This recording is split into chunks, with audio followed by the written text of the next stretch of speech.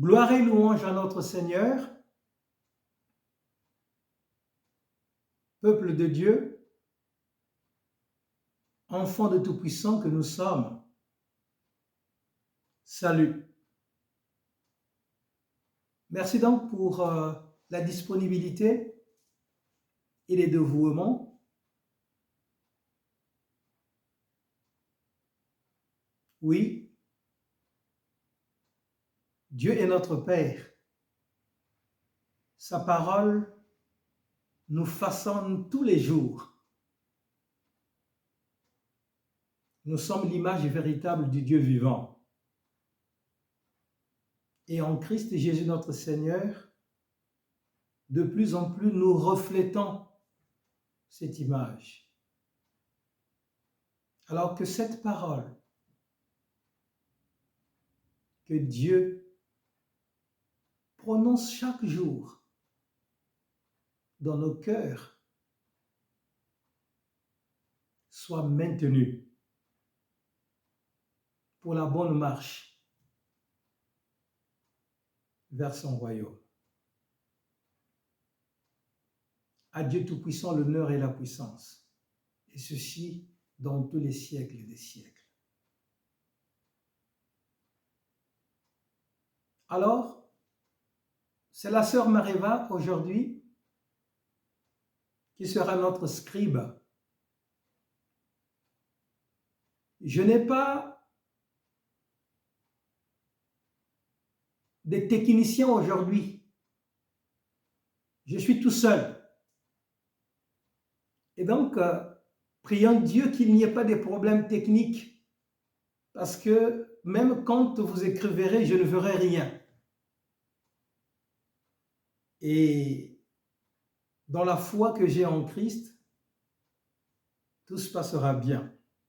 C'est pourquoi, justement, il y aura certainement des modifications énormes sur la tenue de ce programme.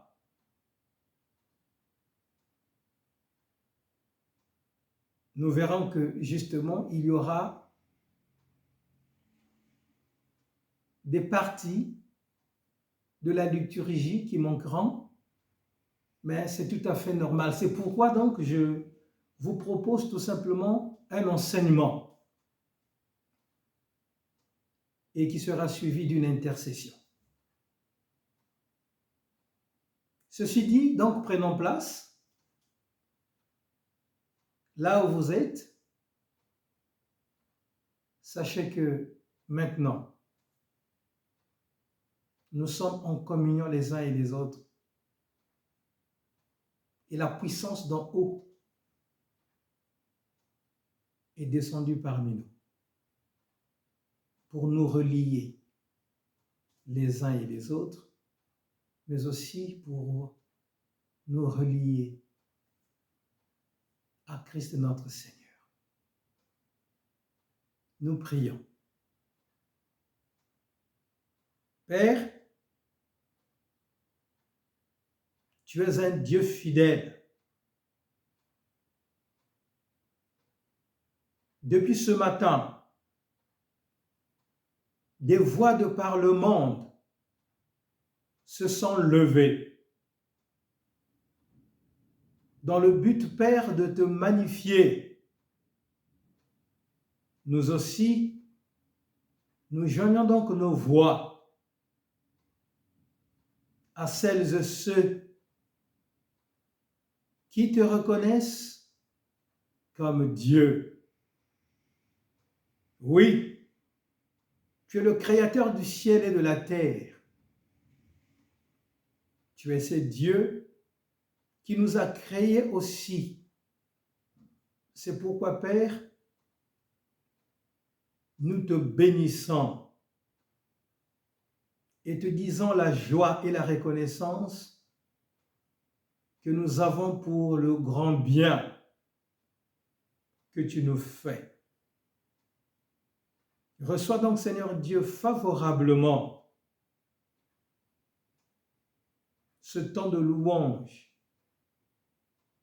ce temps d'exhortation, ce temps de présence.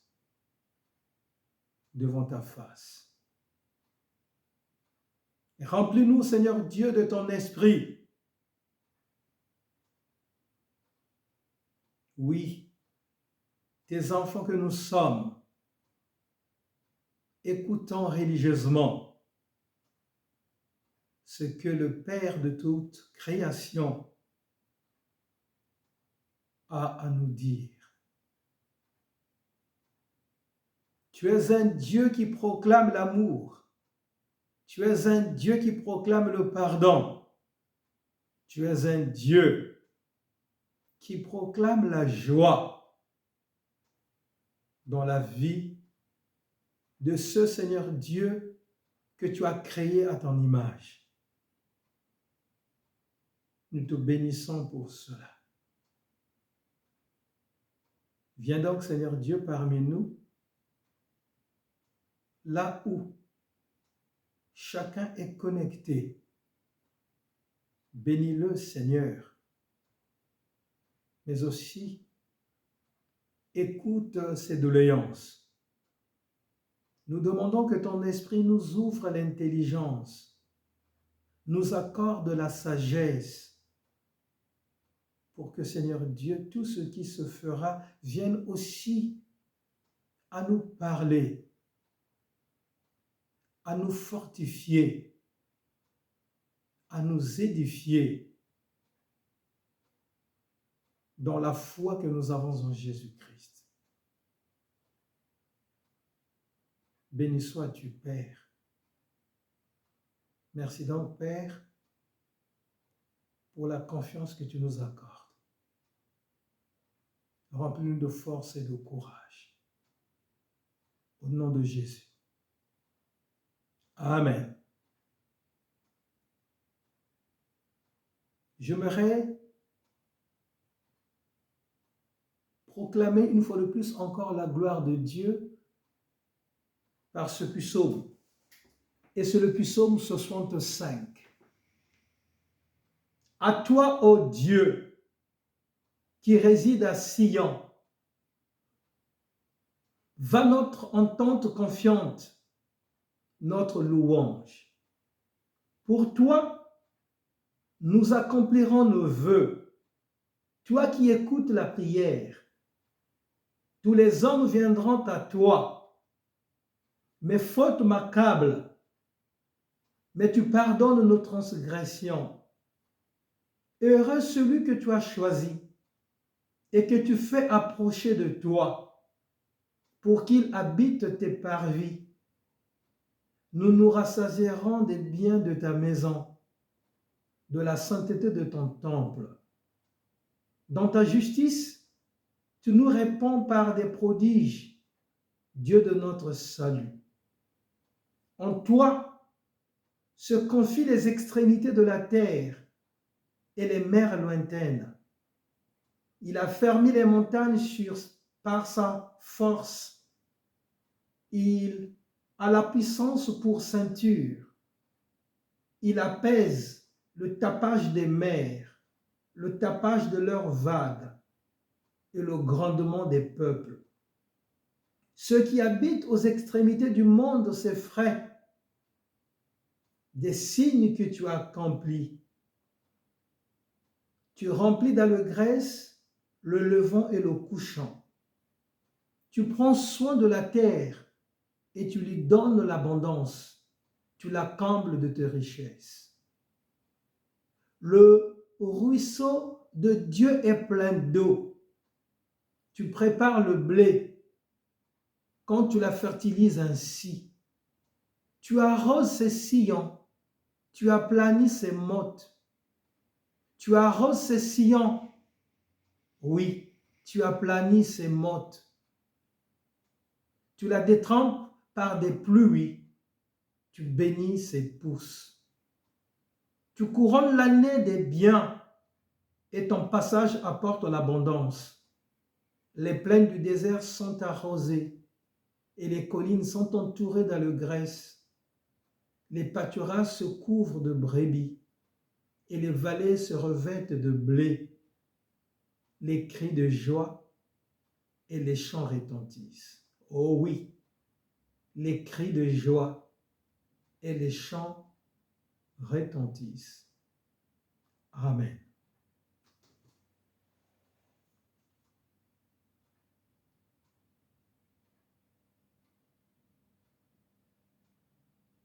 Je vous propose donc maintenant de passer à l'enseignement que j'ai prévu. Nous prenons nos Bibles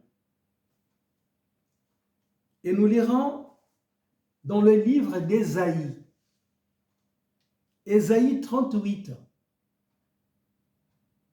1 à 8. Ésaïe 38, 1 à 8. Lisons au nom du Seigneur. À cette époque-là, Ézéchias fut atteint d'une maladie mortelle. Le prophète Ésaïe, fils d'Amon, vint le trouver et lui annonça: « Voici ce que dit l'Éternel. Donne tes ordres à ta famille, car tu vas mourir. Tu ne vivras plus. » Ézéchias tourna le visage contre le mur et fit cette prière à l'Éternel. « Éternel, souviens-toi que j'ai marché devant toi dans la vérité, avec un cœur intègre, et que j'ai fait ce qui est bien à tes yeux. » Puis il pleura abondamment. Alors la parole de l'Éternel fut adressée à Ésaïe. « Va annoncer à Ézéchias. Voici ce que dit l'Éternel, le Dieu de ton ancêtre David. J'ai entendu ta prière, j'ai vu tes larmes. J'ajoute 15 années à ta vie, je te délivrerai, de même que cette ville du roi d'Assyrie. Je protégerai cette ville. Voici pour toi, de la part de l'Éternel, le signe qu'il accomplira la parole qu'il a prononcée. Je vais faire reculer l'ombre des marches qui est descendue sur l'escalier d'Akaz, et ce, grâce au soleil. Je vais la faire reculer de 10 marches. Et le soleil recula de 10 marches sur l'escalier où il était déjà descendu. J'aimerais donc vous proposer la même lecture, mais ici certainement avec beaucoup plus de détails, dans le livre des rois. Et ça sera donc le deuxième livre des rois, au chapitre 20, les versets 1 à 11. 2 Rois,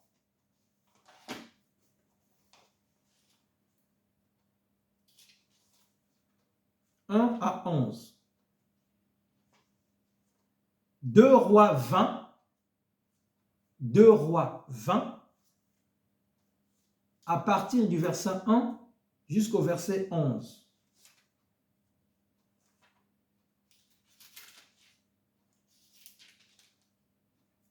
Nous lisons.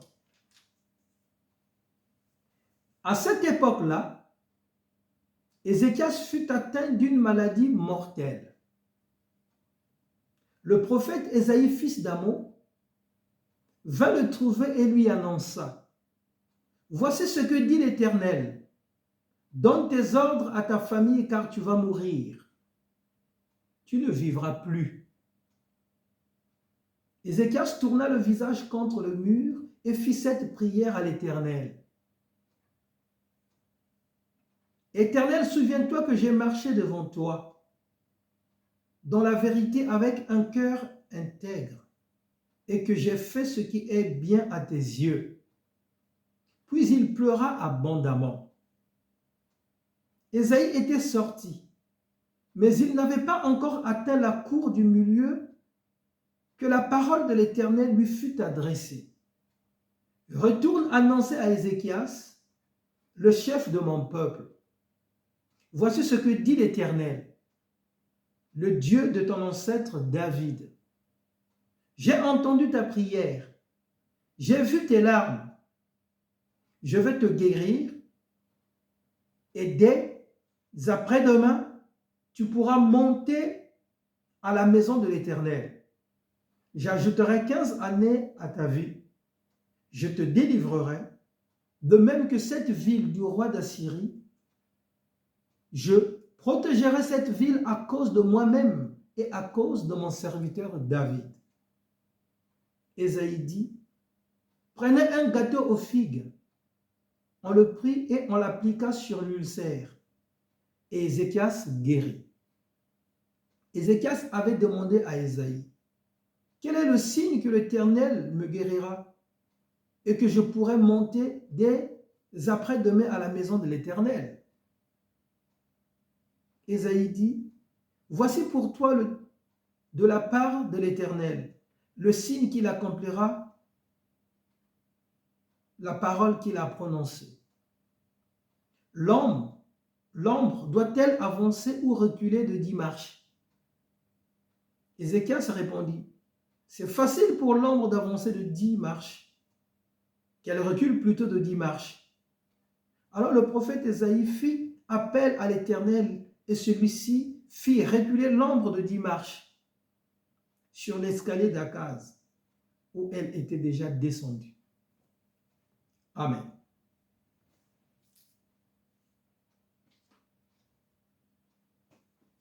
Certainement que ce passage, nous l'avons déjà lu, entendu peut-être aussi.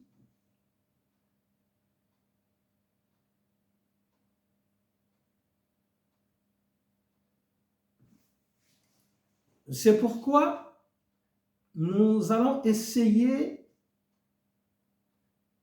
de le décortiquer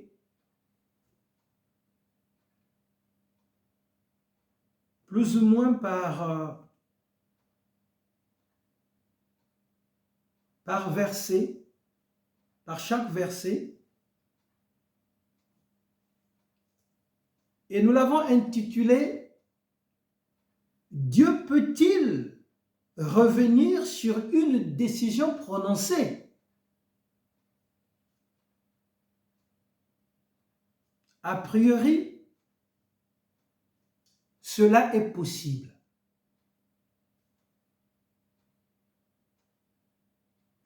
Ézéchias est un roi qui a vécu pendant 29 ans.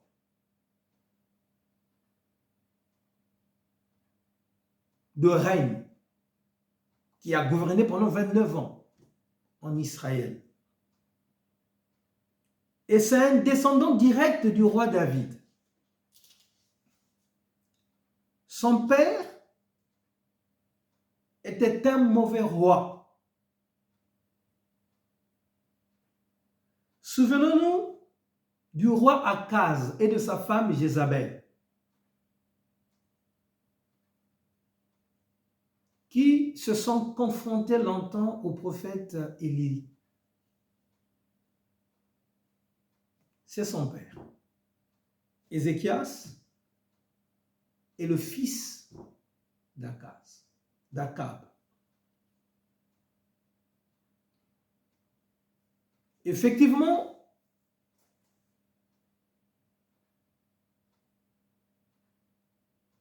il est assez curieux de voir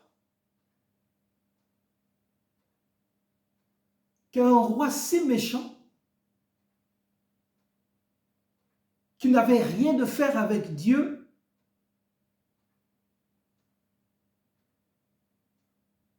ait donné une graine assez fertile.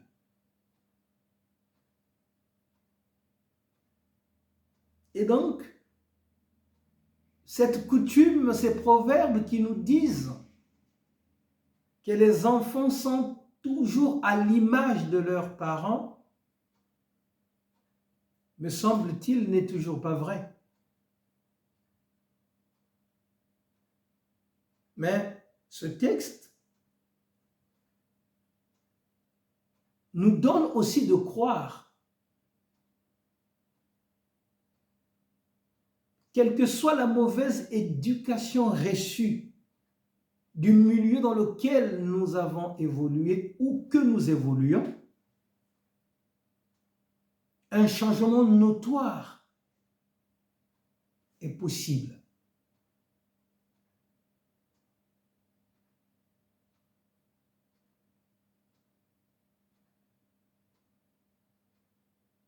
Ézéchias,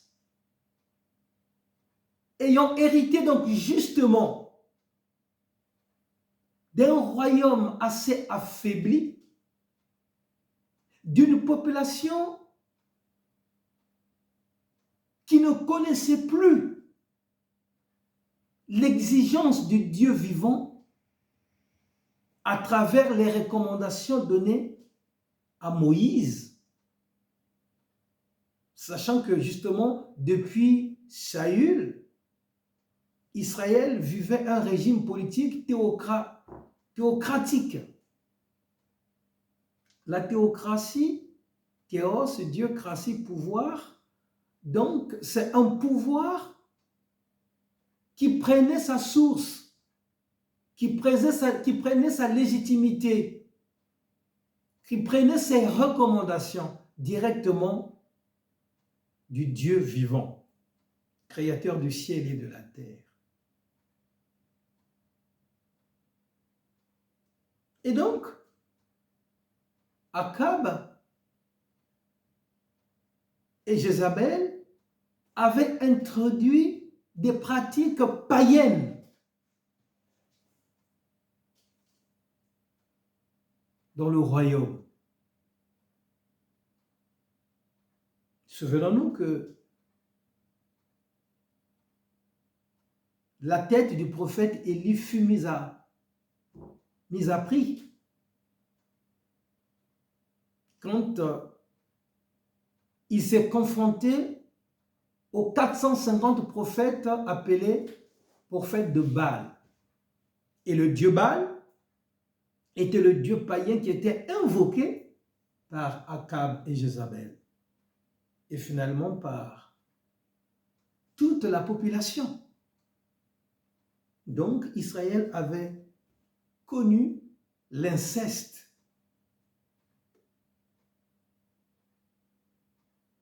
Et Dieu qualifie cela d'inceste. Puisque ce peuple était comme une épouse pour Dieu. Et le voici qui va coucher avec un premier venu. Alors,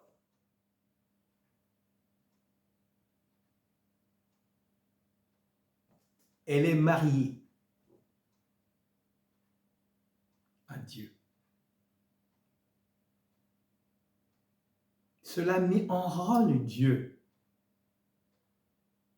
Et donc, le prophète Élie va demander un défi entre lui et ses 450 prophètes Baal, soutenus par le roi Akab et la reine Jézabel. Élie les annonçait un défi de telle sorte qu'ils demandent à leur Dieu d'allumer le feu sur un tas de bois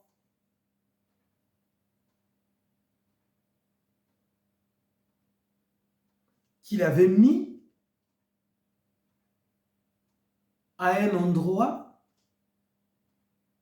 où le peuple était présent. Et l'on nous dit du matin au soir, ils ont invoqué leur Dieu. Ils se sont incisés le corps. Rien ne s'est fait. Et Élisée se moquait en disant, mais peut-être que votre Dieu ne vous entend pas, mais peut-être qu'il a voyagé. Et à un moment, il a dit, c'est à mon tour. Il a aspergé de l'eau. Il a invoqué le Dieu du ciel, communément appelé le Dieu d'Abraham, le Dieu d'Isaac, le Dieu de Jacob. Dieu a répondu. Et un feu est descendu du ciel et a allumé un brasier sur le bois. Élie, ayant vu cela, et le peuple se sont levés et ont tué les 450 prophètes de Dieu Baal. Cela a mis en rogne Akab et Jézabel, finalement, qui ont décidé, avant le coucher du soleil, de couper aussi la tête d'Élie. Et Élie a pris la poudre de scompette, il a fui devant Jézabel et Akab. Et donc, Ézéchias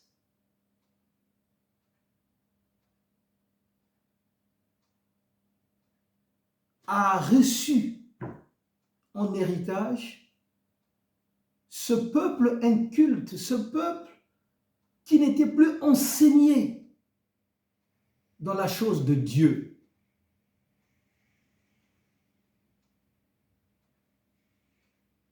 Et il a travaillé de telle sorte que ce peuple revienne à Dieu.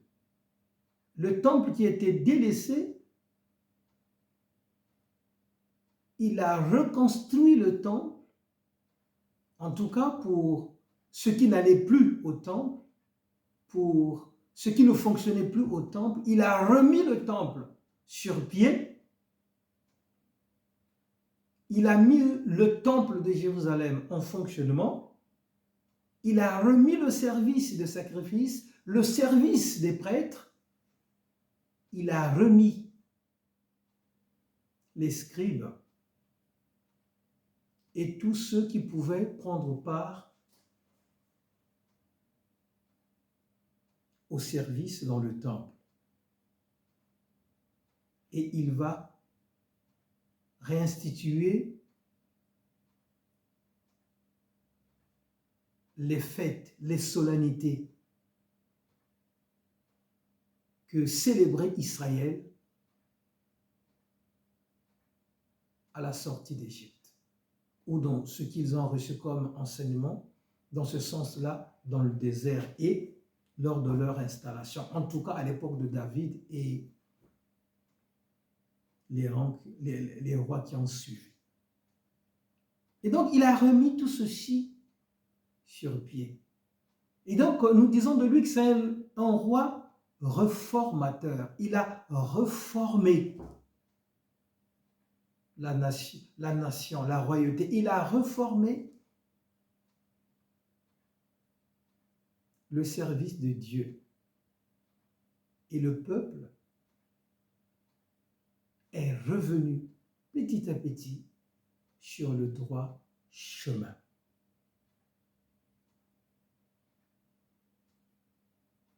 Et donc, c'est ce travail qu'avait accompli Ézéchias dans son royaume. Et il s'est juré de ne pas répéter les erreurs de son père. Et il a marché conformément selon la volonté de Dieu.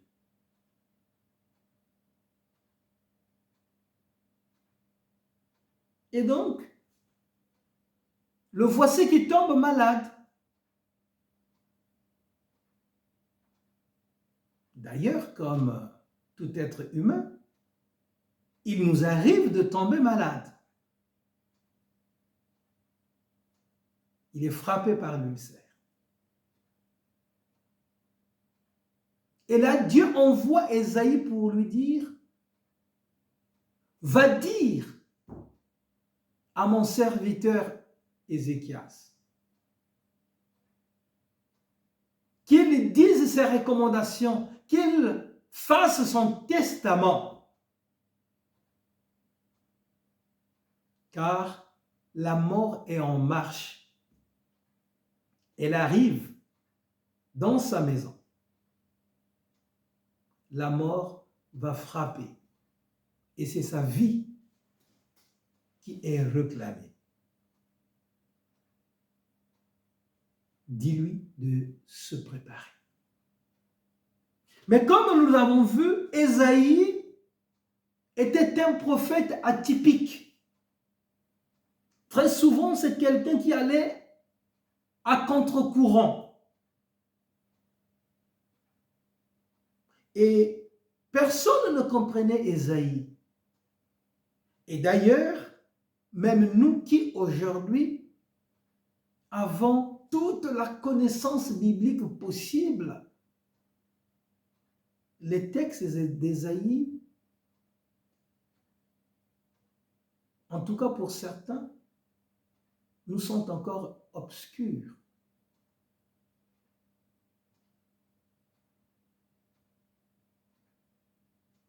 Il vient répéter cela d'une manière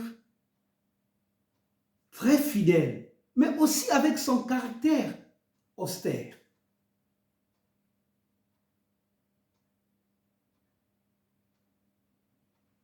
Il a dit, tu vas mourir, prépare-toi. Le voici qui repart.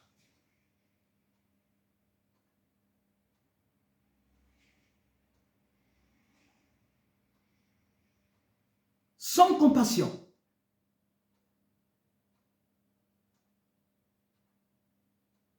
Sans consolation.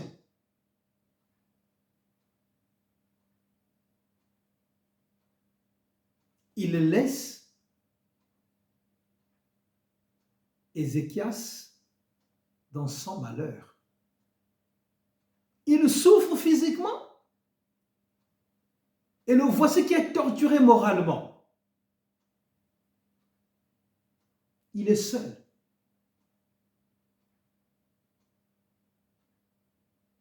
Il est perdu.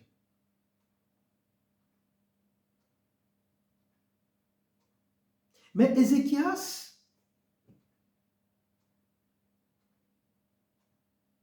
fait une prière. Comme nous l'avons bien remarqué, une prière assez laconique. Il n'a pas dit grand-chose. Il ne s'est pas répété.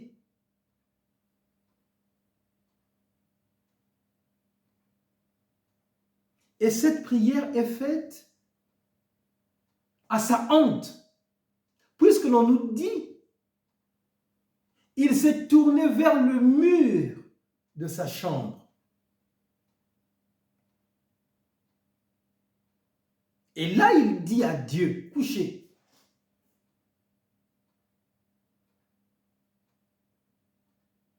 je te demande juste de te souvenir du bien que j'ai fait à ton nom.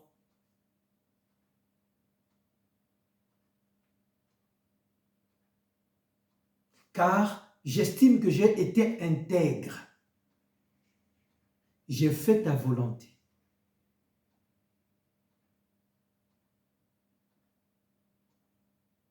Et le reste de sa prière, c'est une lamentation. Il pleure abondamment.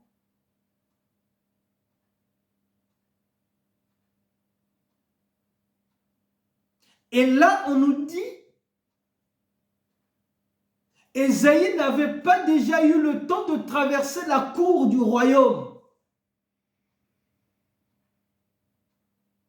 Dieu lui dit, retourne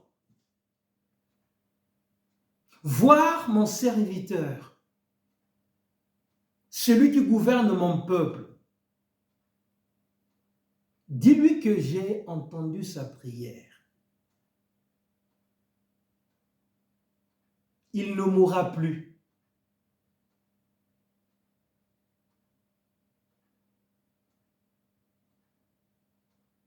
Après-demain, il pourra aller adorer, m'adorer dans le temple. Donc, dans 48 heures, il ira m'adorer dans le temple.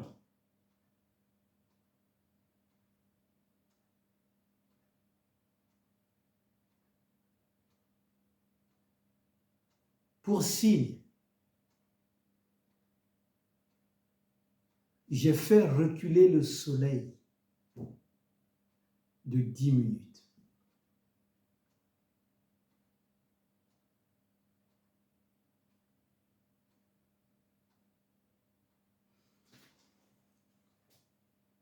Cette histoire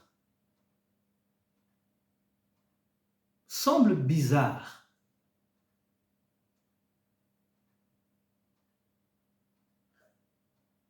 Dans sa réalisation,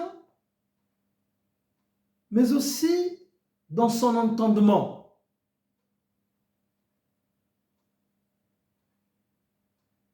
Ce qui se passe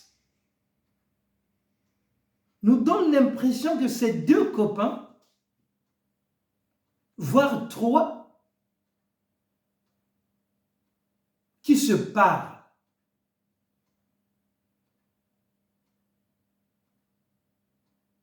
Et d'ailleurs, ici, l'attitude de Dieu semble être incompréhensible.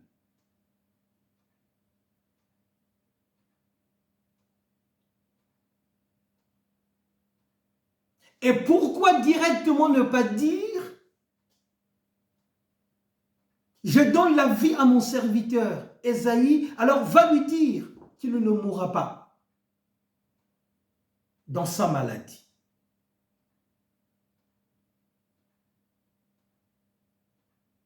Mais Dieu envoie Ésaïe pour la lui, va lui dire de se préparer.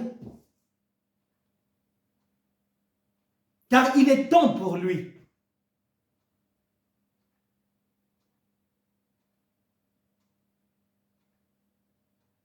Et après sa prière, Dieu dit, non, il ne mourra plus. Et d'ailleurs, je lui ajoute 15 ans de vie.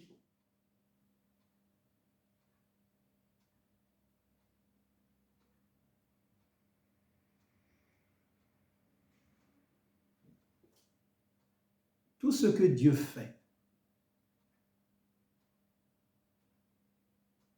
est pour notre consolation et pour notre édification et pour notre connaissance.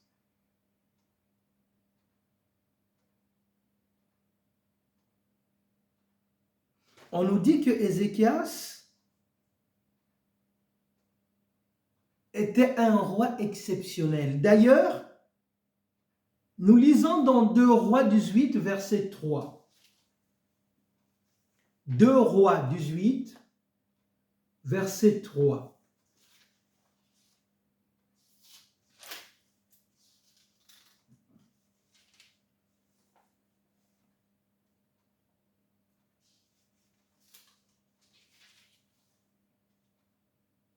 Deux Rois 18, verset 3, nous dit ceci.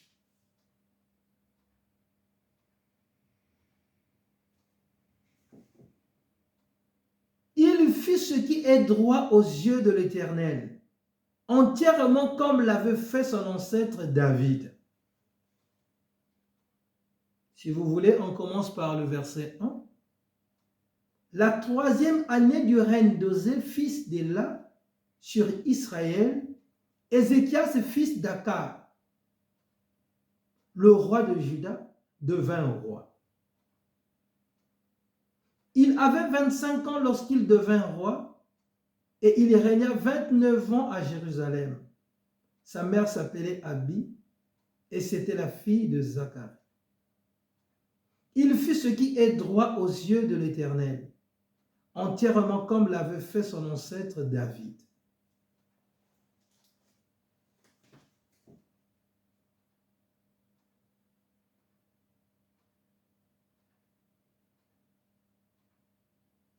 Il fuit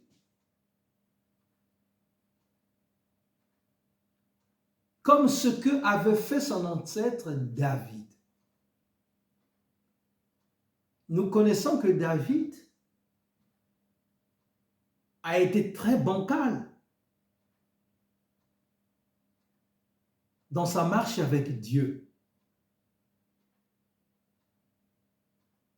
Et donc, si nous pouvons comparer les deux règnes, finalement, Ézéchias était peut-être beaucoup plus juste que son ancêtre David. Mais ceci peut se comprendre tout simplement parce qu'il a régné pendant 29 ans, mais l'ancêtre David, lui, a régné pendant 40 ans.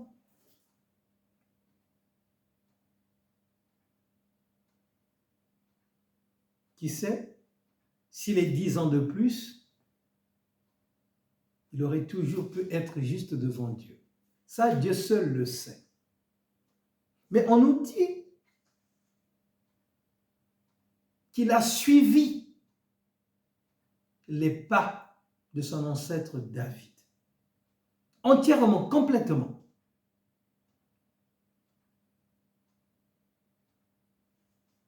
Dieu est celui qui décide sur une vie humaine. Très souvent, cette notion, nous la comprenons mal.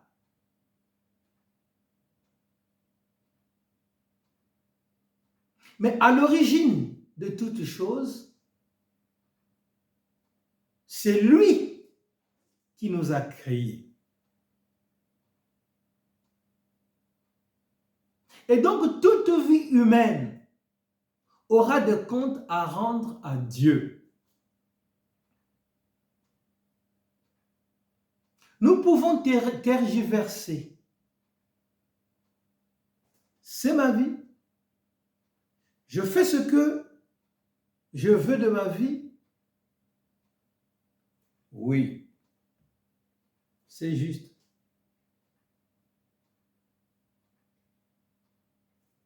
Mais toutefois, si nous avons connu Dieu, ou au mieux, si Dieu s'est fait connaître à nous,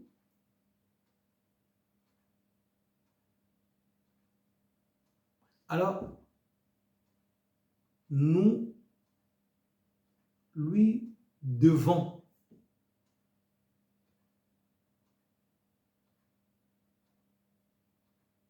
ce devoir de le reconnaître comme étant notre Père.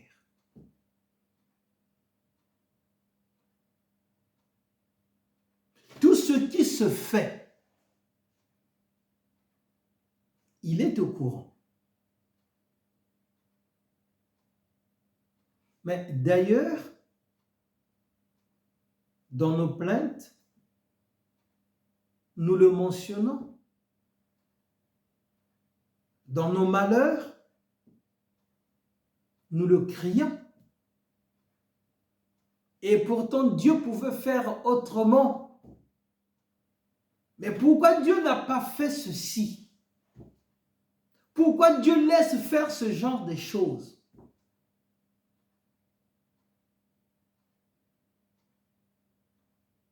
Voilà, nous reconnaissons qu'il est omniscient, omniprésent dans chacune de nos vies.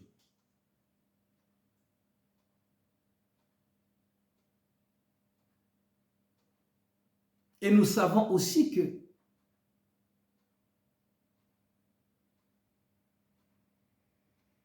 ceux qui vivent en pratiquant sa volonté baignent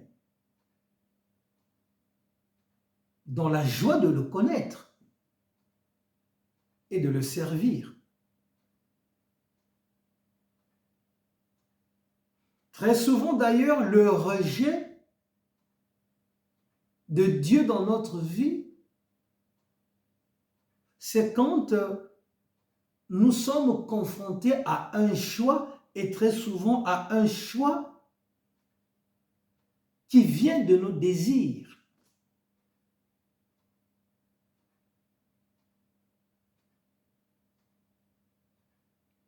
Et quand justement la morale de Dieu vient contrecarrer ton désir,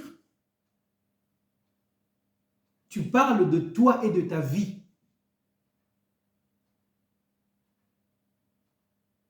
Est-ce que je suis en train de dire que notre vie ne doit pas être prise en compte dans ce que nous vivons? Bien sûr que si. Mais toutefois, comment définis-tu ta vie sans Dieu?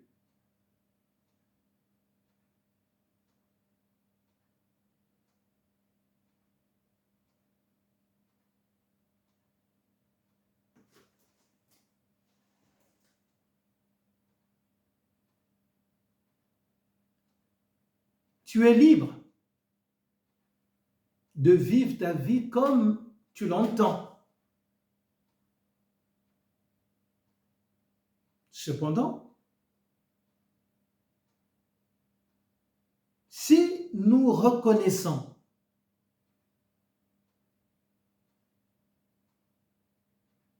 que nous devons tout à Dieu et à Dieu seul, mais reconnaissons aussi que nous lui devons obéissance.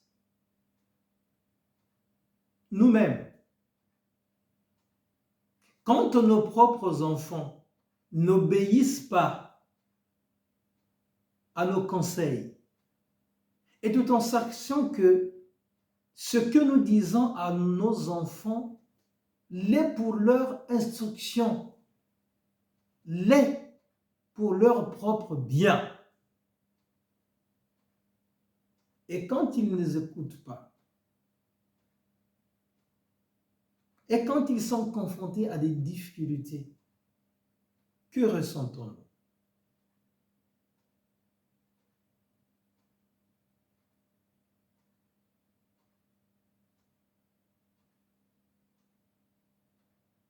Et c'est ce qui fait dire à Christ,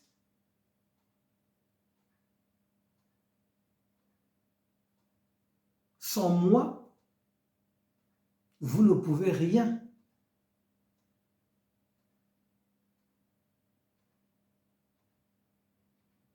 Le baptême au nom de Jésus-Christ nous donne de croire qu'il a vécu des choses pour nous, à notre place,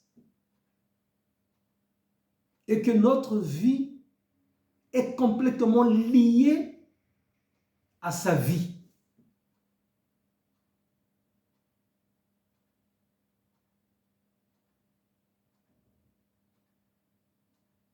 Et donc, si nous ne faisons pas ce qui est bien,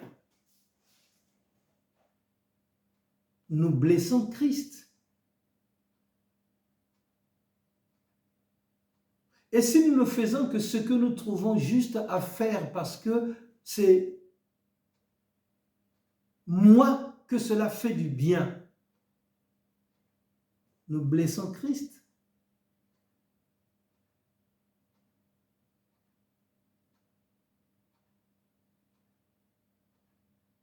Qu'est-ce que j'entends par ce qui me fait du bien? Mais ce que toi-même tu sais, qu'en réalité cela ne te conduit que dans des problèmes. Parce que Dieu ne viendra pas te faire des reproches sur ce qu'il a béni pour ta vie. Bien au contraire.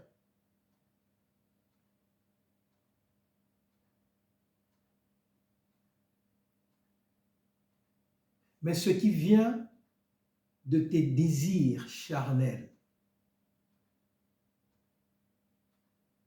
malheureusement pour nous, très souvent, c'est ce qui nous pose problème et que Dieu qualifie de péché.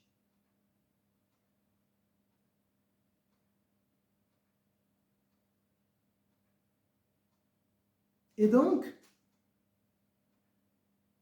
oui, nous pouvons nous accrocher à Dieu avec toute la volonté possible au monde.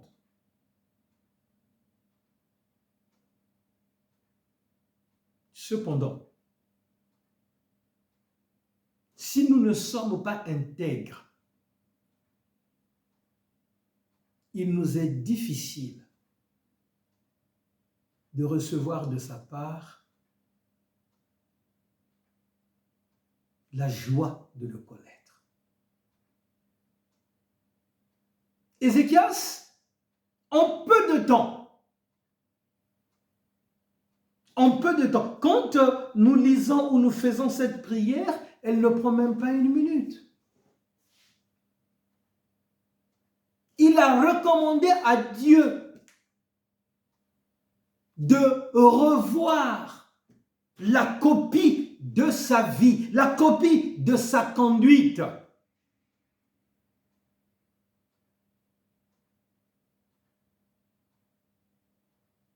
Qui peut dire à Dieu de repousser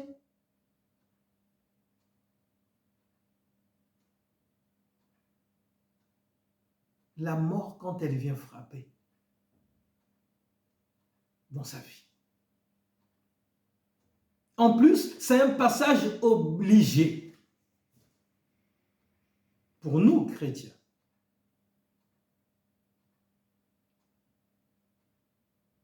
Ézéchias était-il triste à cause de cette annonce ou se préparait-il vraiment pour que Dieu le reçoive?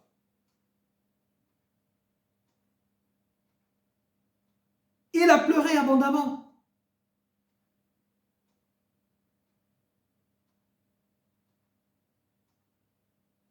Certainement qu'il voulait encore vivre.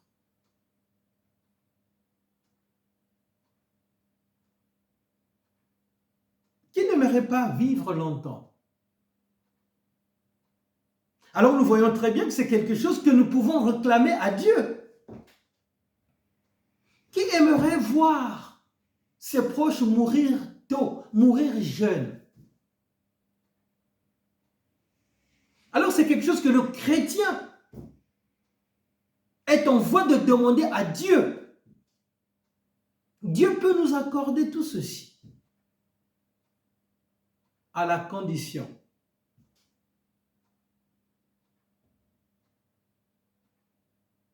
que nous soyons justes.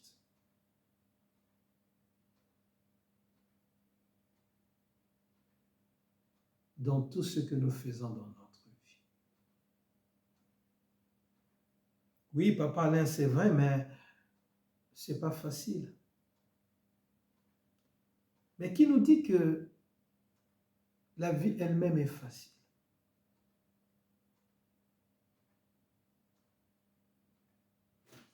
Tout ce que nous obtenons et qui nous fait plaisir, vous remarquerez que la sémence de cela est toujours difficile. Parce que Dieu n'a jamais encouragé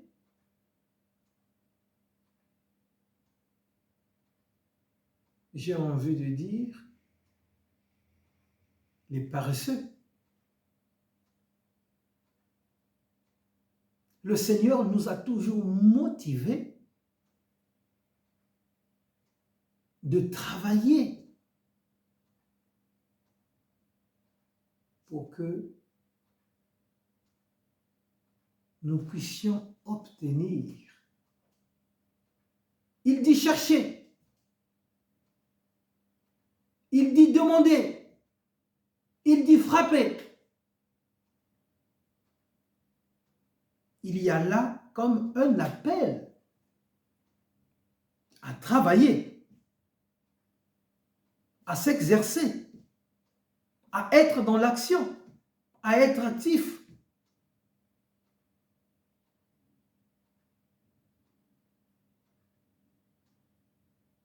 Et dans cette action,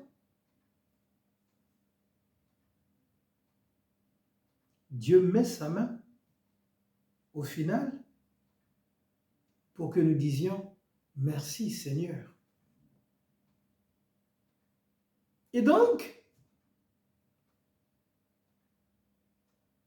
Dieu lui-même peut proclamer des choses sur ta vie. Des choses peut-être difficiles à entendre, des choses difficiles à vivre, des choses difficiles à exécuter. Mais Dieu connaît le poids de ce que nous pouvons supporter. Dieu connaît le poids de la charge que chacun peut supporter. Mais s'il t'en donne un peu plus, mais parce qu'il sait que tu peux,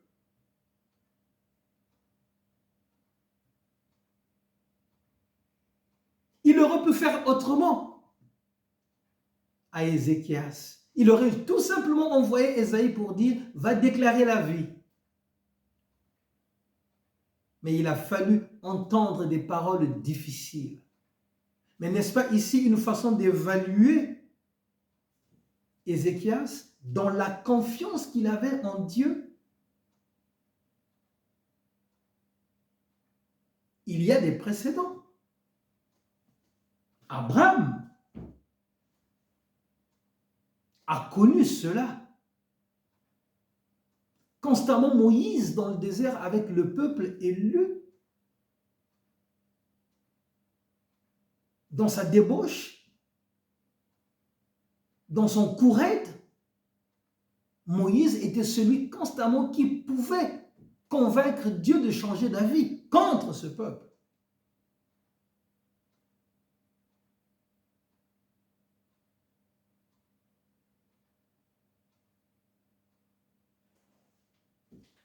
Les apôtres et tous ceux qui ont marché avec le Seigneur dignement, la foi a démontré qu'ils pouvaient demander à Dieu de changer carrément les événements.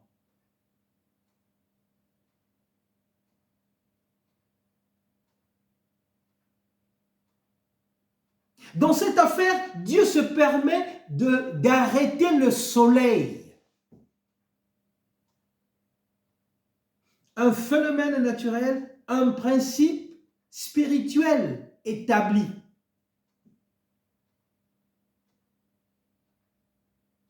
Mais Dieu arrête le soleil de 10 minutes. Tout simplement pour que Ézéchias croie. C'est un signe que Dieu lui a donné. Être ami de Dieu, cela est possible. Être ami de Dieu nous donne de rentrer dans son intimité. Être ami de Dieu nous donne de discuter avec lui face à face. Être ami de Dieu nous donne de comprendre ses mystères. Être ami de Dieu nous donne de comprendre le langage de Dieu. Être ami de Dieu nous donne de comprendre ce que nous n'avons pas compris dans le passé, être amis de Dieu, mais c'est aussi de comprendre le présent et également l'avenir.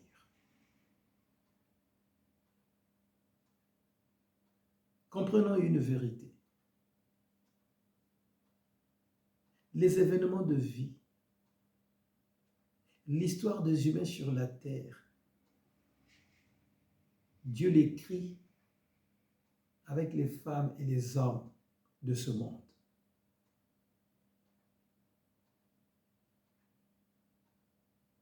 Et donc l'intégrité spirituelle est quelque chose que nous devrions rechercher dans la foi que nous confessons en Jésus-Christ.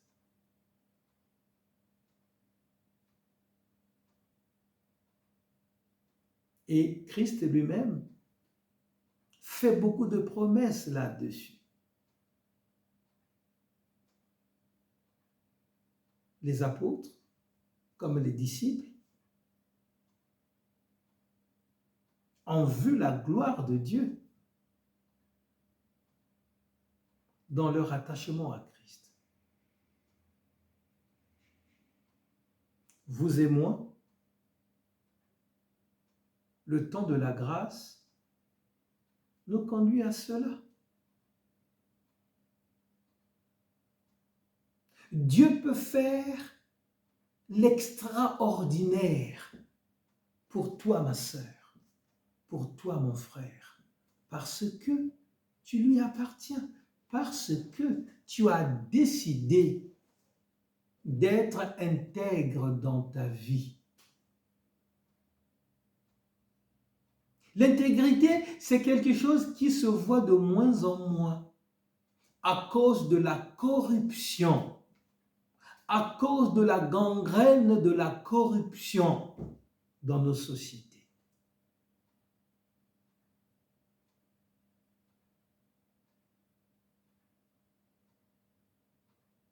Un prophète de la carrure d'Ésaïe, c'est aussi l'attitude. Combien de ces serviteurs de Dieu véhiculent fidèlement le message? Combien de ces serviteurs de Dieu intercèdent réellement comme il se doit dans l'art de l'intercession?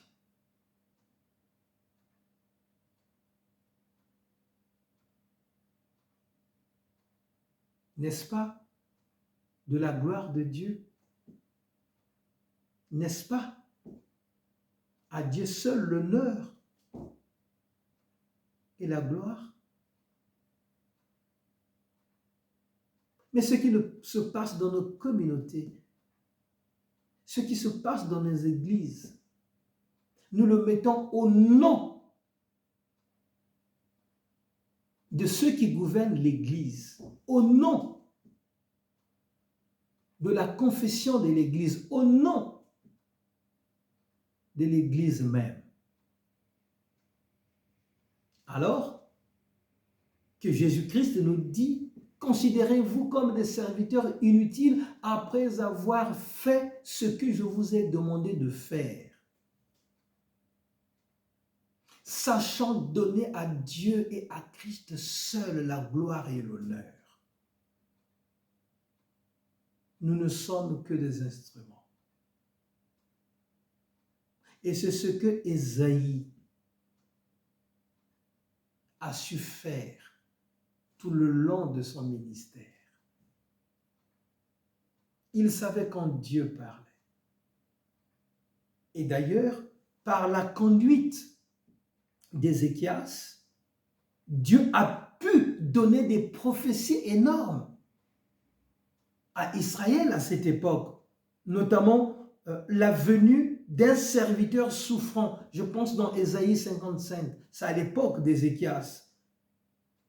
Et Dieu avait aussi annoncé une grande consolation pour Israël, mais aussi le salut qui allait se déporter jusqu'aux confins de la terre. Ça, c'est aussi à travers le ministère d'Ézéchias.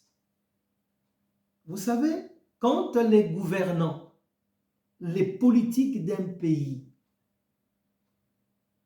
sont justes avec le peuple et craignent Dieu, et quand le service de Dieu est bien mené aussi dans un pays, le politique et le spirituel se rejoignent. Et la bénédiction de Dieu vient sur ce peuple, vient sur cette nation.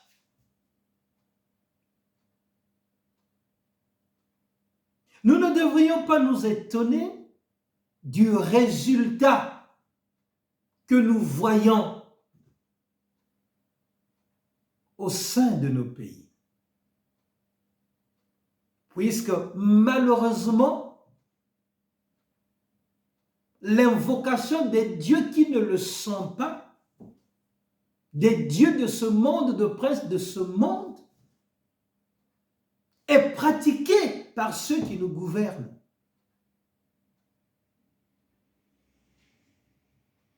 Et ceux qui sont au service de Dieu se laissent corrompre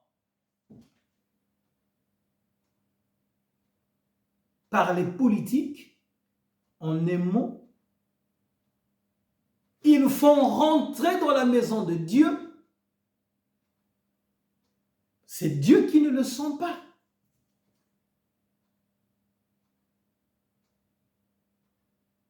Si mon peuple s'humilie,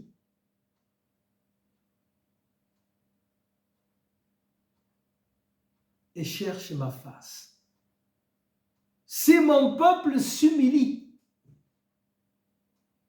et cherche ma face, je l'exaucerai du haut des cieux. Ézéchias avait fait détruire toutes les puissances spirituelles qui ne confessaient pas la gloire d'Israël. Malheureusement, le nom de Dieu en Jésus-Christ n'est pas invoqué ou timidement. Alors Dieu a besoin de vrais intercesseurs dans nos pays. Dieu a besoin des chrétiens qui l'invoquent dans nos pays. Et que la puissance et les forteresses du diable seront détruites tout simplement par le simple invocation ou la simple invocation du nom de Jésus, le nom par lequel tout genou fléchit.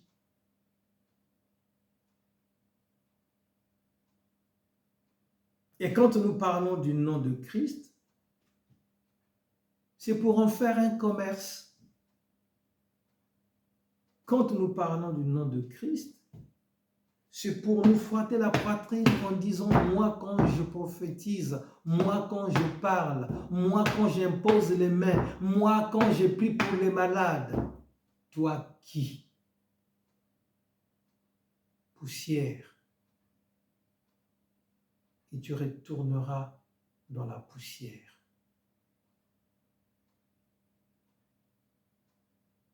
Soyons vrais. Disons justement que la gloire à Dieu seul. Faisons revenir l'Esprit de Christ dans nos églises. Faisons revenir l'Esprit de Christ dans nos communautés. Faisons revenir l'Esprit de Christ dans nos cœurs.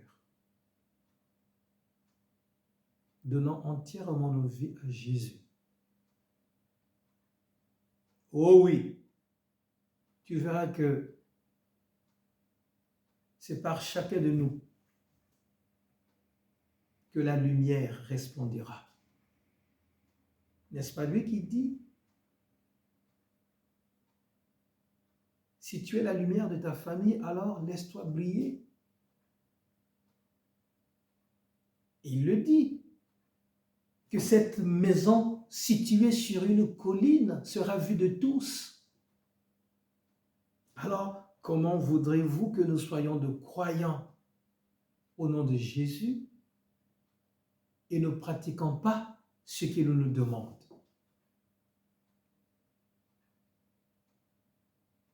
Sortons du syncrétisme,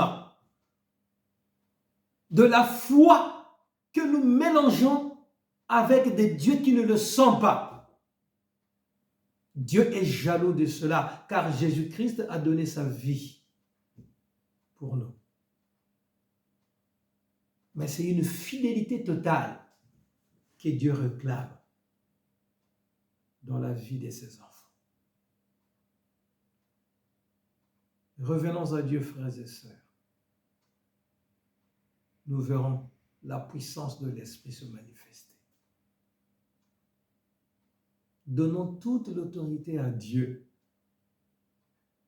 Nous verrons la puissance de Dieu libérer ce qui doit être libéré. Oui, pour finir,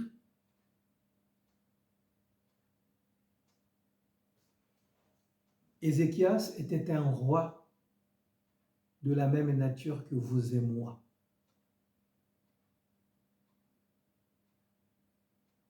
Vous, hommes politiques, si vous ne pensez qu'à vos efforts, si vous ne pensez qu'à vous, si vous ne pensez qu'à votre intelligence, vous conduirez de plus belle nos nations dans le désordre. Au final, l'insécurité, la famine, la destruction envahira nos nations. Et vous serez l'ombre de vous-même, car un jugement s'abattra sur vous. Nous, serviteurs de Dieu, si nous ne prenons pas conscience que nous avons été appelés à parler de la justice de Dieu, ce Dieu qui nous appelle à être droit, à être correct, ce Dieu qui nous a aimés en Christ, que nous devrions proclamer son amour et dire au monde qu'il nous aime. Au lieu de cela, nous faisons du mal aux ouailles. Nous détruisons le troupeau de Christ. Malheur à nous, car la justice de Dieu s'abattra sur nous. De même, nous, troupeau de Dieu, ne dormons pas. Ne soyons pas laxistes. L'Esprit de Dieu est avec nous. Ne t'endors pas. Dis-toi que Christ a un lien personnel avec toi. C'est lui le véritable berger. Et il ne laisse pas ses bergers sans surveillance. Par l'Esprit de Christ, prie. Par l'Esprit de Christ, médite sa parole dans la Bible. Par l'Esprit de Christ, sois à l'écoute. Oui, Dieu t'éclairera. Soyez donc bénis, frères et sœurs. Et soyons justes, notamment en fuyant le mal, en fuyant le péché, pour que notre parole devienne en tout cas puissante devant les hommes, mais aussi devant Dieu. Amen.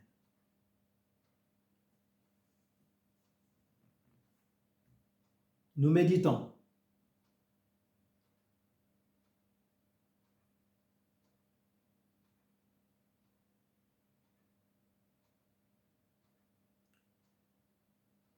Seigneur, tu es merveilleux. Ta parole est puissante, digne d'être reçue.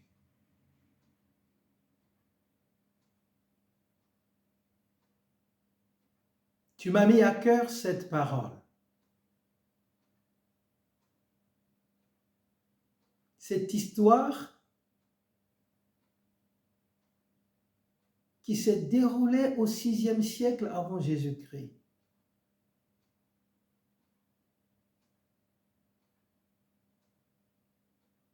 Mais nous pouvons constater que, à travers les générations, Seigneur, tu règnes.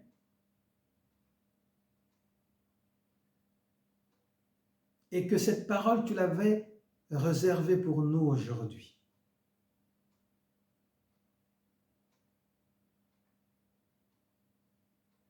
N'est-ce pas toi qui as dit,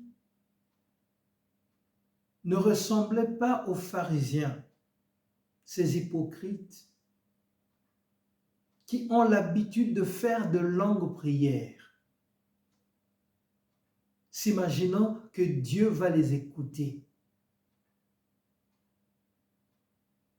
Mais un cœur juste, un cœur reconnaissant,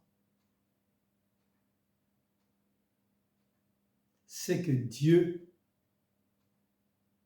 n'est pas aussi loin.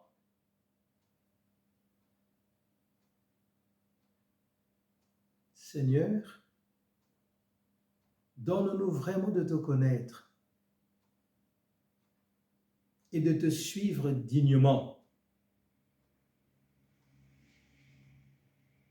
Car nous sommes à la suite de ton appel.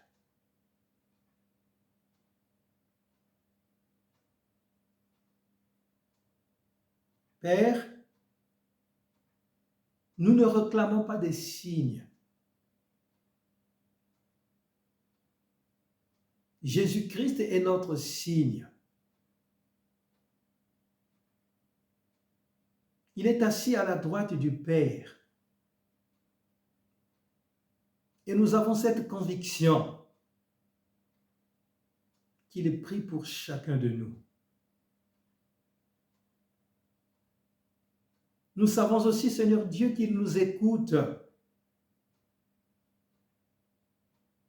et que par la puissance du Saint-Esprit, il répond à nos prières.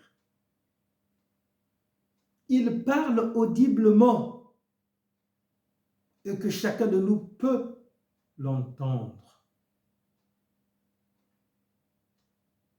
C'est pourquoi, Seigneur,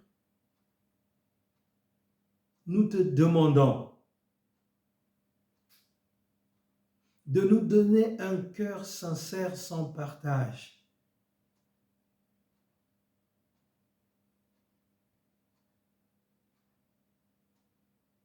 Nous voulons être tes disciples. Christ est la seule chose, Seigneur Dieu, que nous voulons connaître.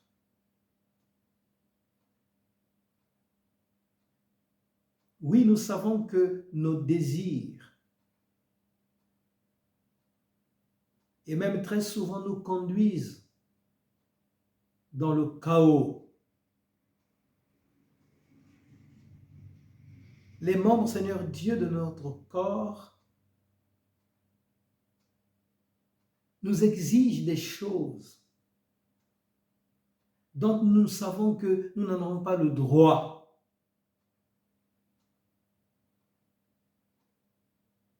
C'est pourquoi nous te demandons une grande capacité de discernement pour s'attendre, Père, tout simplement à ce que toi, tu as préparé d'avance pour nous.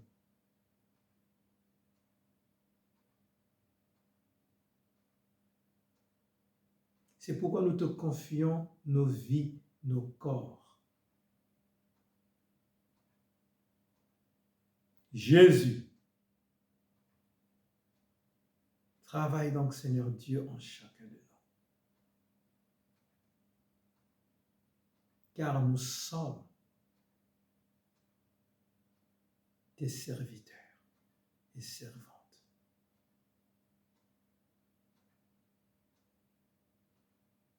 Tu as ordonné, Seigneur Dieu, que la mort qui frappait à la porte de ton serviteur soit écartée. Au milieu de nous, mais aussi dans nos églises et par le monde.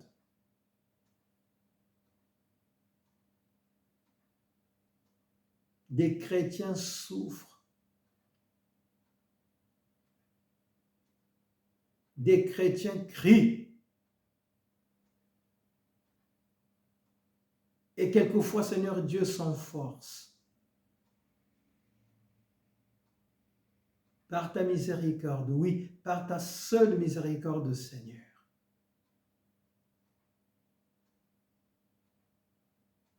Change l'avenir. Change les caractères. Change les comportements. Nous te confions nos âmes. Te confions nos faiblesses. Te confions, Seigneur,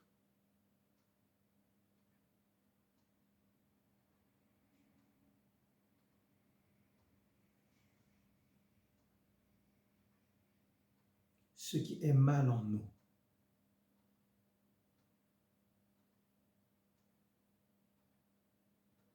Oui, Seigneur Dieu, change-nous et purifie-nous.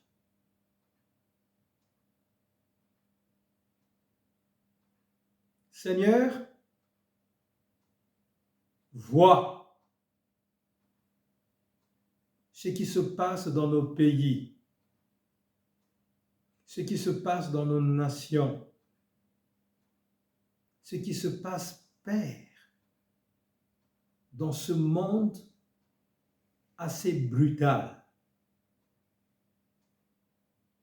Mais ta main droite agissante, par la puissance du Saint-Esprit,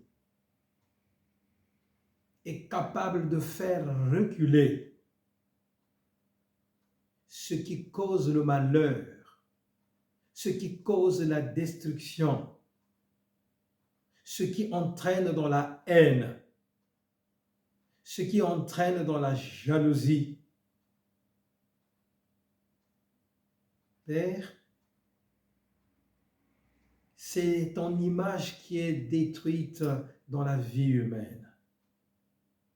Souviens-toi que Jésus a connu une grande souffrance pour cela. Alors de grâce, Seigneur, viens nous en aide. Écoute-nous et permets, Père, les changements notoires dans nos pays.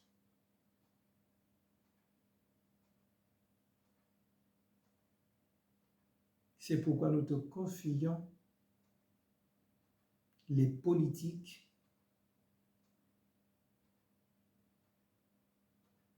oui Seigneur. Pharaon a été l'un de ceux qui s'est monté redoutable. Mais toi, tu sais plier et te faire reconnaître, Père, que nul ne peut toucher à tes poings. Manifeste-toi dans ta grande puissance et donne dans ce monde. Seigneur Dieu, nous te bénissons pour cela. Merci donc pour ce moment, pour cet enseignement. Travaille de telle sorte que nous puissions, Père, être dignes d'appeler enfants de Dieu. Nous te le demandons dans le nom puissant de notre Seigneur Jésus-Christ. Amen.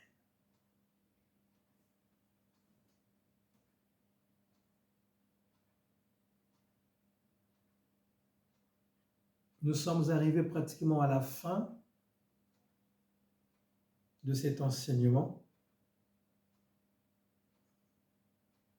Une exhortation. Soyons forts.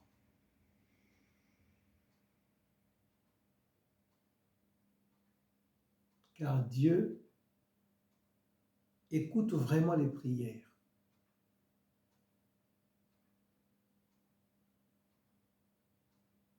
Ne soyons pas du côté de ceux qui disent que Dieu est lent dans la réalisation des choses.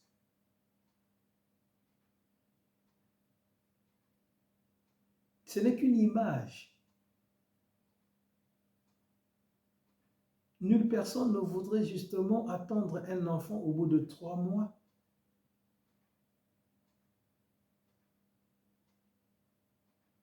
Mais nous sommes sûrs d'une chose, qu'au bout de 9 mois, nous sommes en alerte.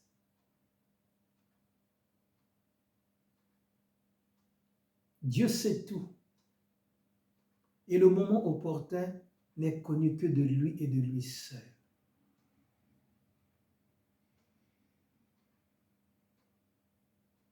Et ne négligeons pas le temps de patience et de persévérance. Ce sont des moments qui nous enseignent. Ce sont des moments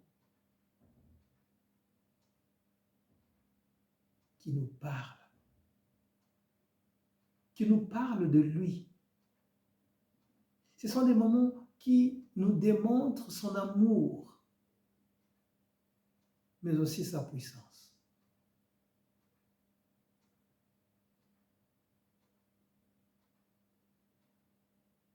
Quoi que nous fassions, nous lui donnerons toujours raison, parce qu'il est la vérité.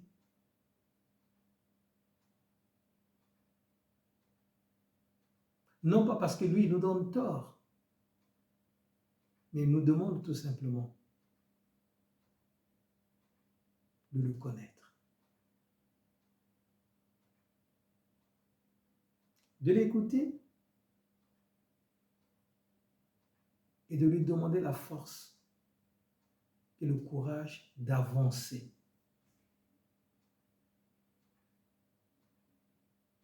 Dans sa volonté.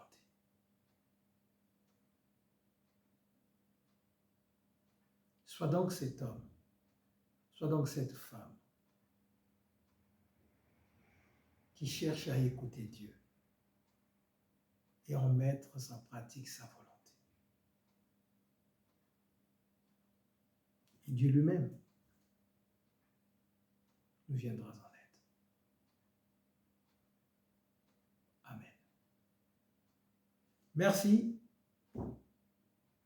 J'aimerais donc clôturer par cette prière que Christ nous a enseignée. Notre Père qui es aux cieux, que ton nom soit sanctifié, que ton règne vienne. Que ta volonté soit faite sur la terre comme au ciel. Donne-nous aujourd'hui notre pain de ce jour, pardonne-nous nos offenses, comme nous pardonnons aussi à ceux qui nous ont offensés. Ne nous laisse pas entrer en tentation, mais délivre-nous du mal. Car c'est à toi qu'appartient le règne, la puissance et la gloire pour des siècles et des siècles. Amen. Pour des questions, certainement que s'il y en a, je verrai et je vais répondre donc sur les différentes plateformes que nous avons. Ceci dit, Pour ceux qui sont en vacances, profitez de ces moments, réjouissez-vous. Et pour ceux qui ne le sont pas encore, du courage, parce que je sais très bien que certainement dans peu de temps, vous aussi, vous serez en vacances. Merci.